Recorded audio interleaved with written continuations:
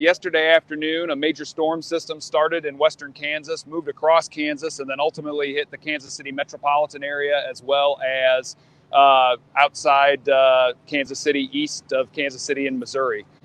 It started to hit Salina, Kansas first in the afternoon yesterday, moved its way through Topeka and Lawrence, and then, like I said, ended up in the Kansas City metropolitan area where a significant amount of damage was done. We've got hundreds of poles down.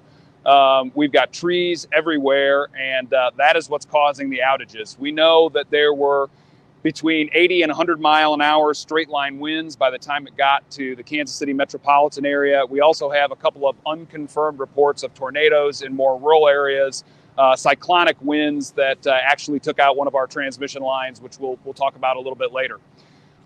Throughout the storm, about 240,000 customers were impacted throughout the time the storm was in our service territory.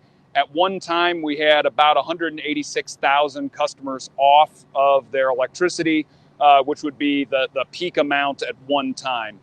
As we sit here today, a little past 10:30 in the morning on Saturday, we are down to just over 80,000 customers still without power. That means better than 50%, better than half have been restored. But it's going to be a long road at this point. The restoration is definitely going to stretch through today and probably into tomorrow and possibly even into the first part of the new week. Again, we've got hundreds of poles down. We've got trees everywhere. This is a big restoration. Over 2,000 people working. And by this evening, we have asked neighboring utilities in Colorado, Missouri, and in Iowa to see if they would send crews down here.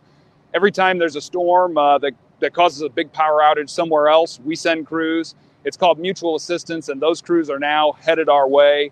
By this evening, we expect to have at least another 1,000 personnel on site restoring tonight and beginning tomorrow, and we will add crews from there.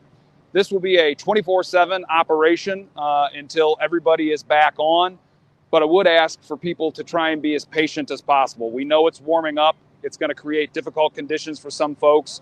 We're doing the best that we can.